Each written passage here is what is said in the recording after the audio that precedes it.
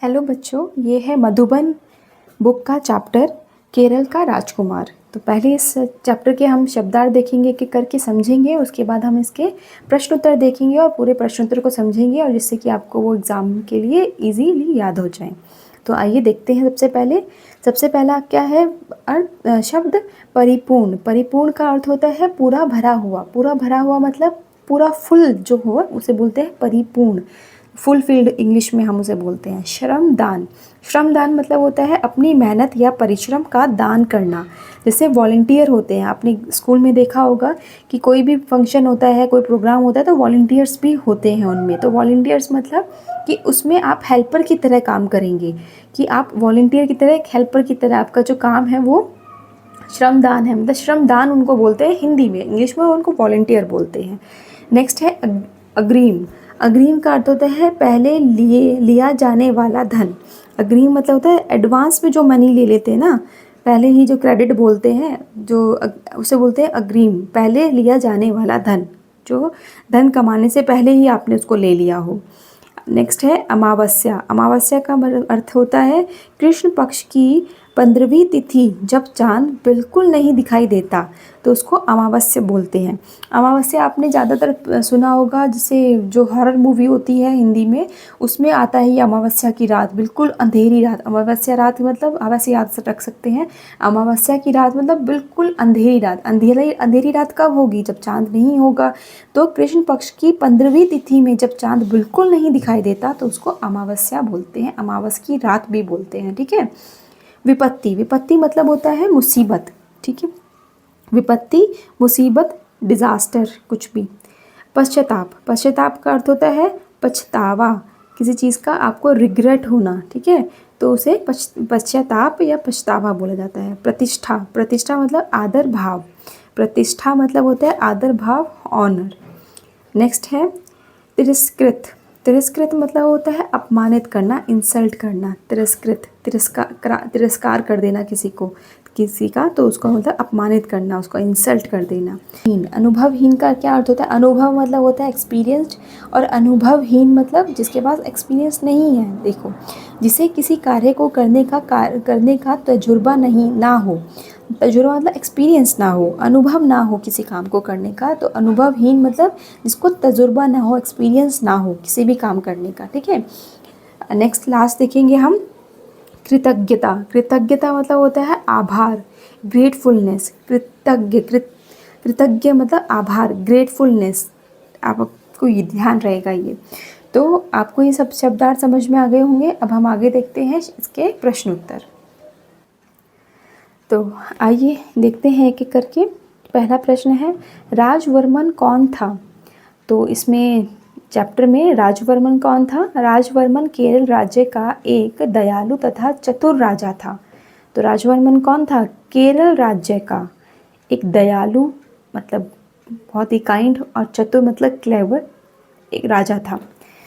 Next है राजवर्मन के राज्य की प्रजा कैसी थी? राजवर्मन के राज्य की प्रजा बहुत परिश्रमी तथा ईमानदार थी, मतलब बहुत अच्छी उसकी प्रजा थी, और राजा भी अच्छा था और प्रजा भी अच्छी थी। यही समझ में आता है ना दोनों क्वेश्चन से। वैसे तो आपने चैप्टर पढ़ा ही होगा। नेक्स्ट देखेंगे राजा क्यों दुखी था? राजा का बेटा बहुत स्वार्थी बन गया था। सारा दिन अपने मित्रों के साथ खेलता कूदता और राजकाज पर ध्यान नहीं देता था, इसीलिए राजा दुखी था। तो मतलब वो किस लिए दुखी था? अपने राज्य से तो वो बहुत खुश था, लेकिन अपने बेटे से दुखी था वो, कि उसका बेटा अच्छा नहीं है और वो क्या करता है, अपने दोस्तों के साथ इधर उधर घूमता रहता है, और अपने जो राजकाज है मतलब अपने जो राजा बनने के बाद जो काम होते हैं उन सब चीज़ों पे कोई भी ध्यान वो नहीं देता था। नेक्स्ट है राजा की मृत्यु के बाद। नेक्स्ट देखेंगे राजा की मृत्यु के बाद। नेक्स्ट क्वेश्चन देखेंगे राजा की मृत्यु के बाद राज्य में क्या हुआ? राजा की मृत्यु के बाद राजा का बेटा सिंहासन पर बैठा और उसने पुराने मंत्रियों को हटाकर अपने स्वार्थी मित्रों को मंत्री बना दिया। तो राजा की मृत्यु के बाद क्या हुआ? राजा की मृत्यु हो गई, तो राजा की मृत्यु के बाद सिंहासन पे कौन बैठेगा, मतलब उस राज्य का राजा कौन बनेगा, उसका बेटा ही बनेगा। तो बेटे ने क्या किया, वो बैठते ही अपने जो पुराने मंत्री थे, जो भी उनके पापा के टाइम पे जो मंत्री थे, उन सबको हटा दिया और उनकी जगह पे किसको लगा रख दिया, अपने स्वार्थी मतलब सेल्फिश जो उसके मित्र थे, फ्रेंड्स थे, उनको उस जगह पे पोजीशन पे उनको लेके आ गया। ठीक है, नेक्स्ट क्वेश्चन देखते हैं। रवि वर्मन ने राजलक्ष्मी को, रवि वर्मन कौन है, बेटे का नाम रवि वर्मन है, और राजवर्मन कौन था, पिता थे। ठीक है, रवि वर्मन ने राजलक्ष्मी को जाने से कैसे रोका। तो रवि वर्मन ने अपनी अमूल्य मणियों की माला राजलक्ष्मी को देकर उन्हें जाने से रोका। आपने अगर चैप्टर पढ़ा होगा तो उसमें आपने देखा होगा कि जब लक्ष्मी जा रही होती तो उन्होंने क्या कहा कि मेरी अमूल्य जो मणियाँ हैं उनकी आप देख रेख करो, ऐसे करके उनको देकर अपने आप चला गया, है ना। नेक्स्ट क्वेश्चन देखेंगे यहाँ पे, प्रजा राजवर्मन की प्रशंसा क्यों करती थी।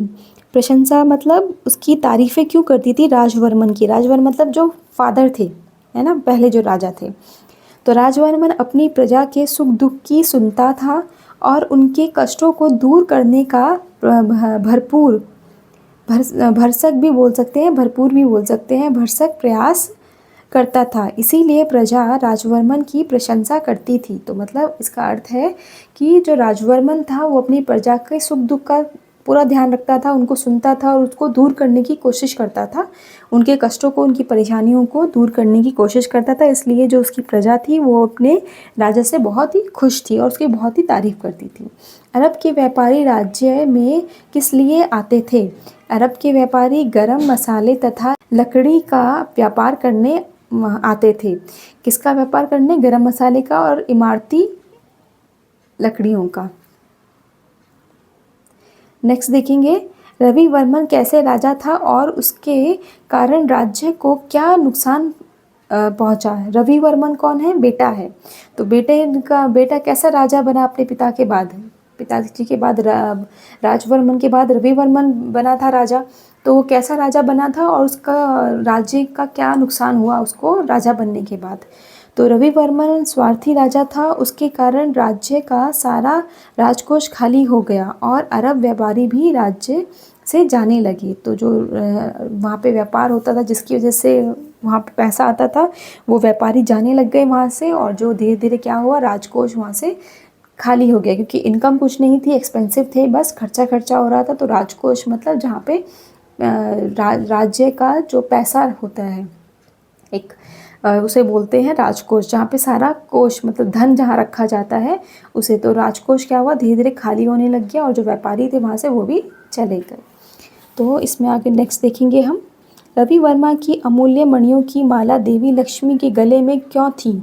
रवि वर्मन ने देवी लक्ष्मी को अपने राज्य में रोकने के लिए उन्हें अपनी अमूल्य मणियों की माला दी थी, इसीलिए वह माला देवी लक्ष्मी के गले में थी।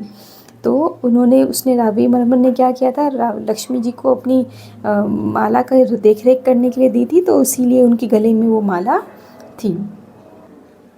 आई होप आपको ये वीडियो अच्छी लगी हो और आपको ये सब क्वेश्चन आंसर समझ में आए हो। तो अगर आपको ये वीडियो अच्छी लगी है तो प्लीज़ मेरी वीडियो को लाइक करें, मेरे चैनल को सब्सक्राइब करें और ऐसे ही बने रहें मेरे साथ। Thank you.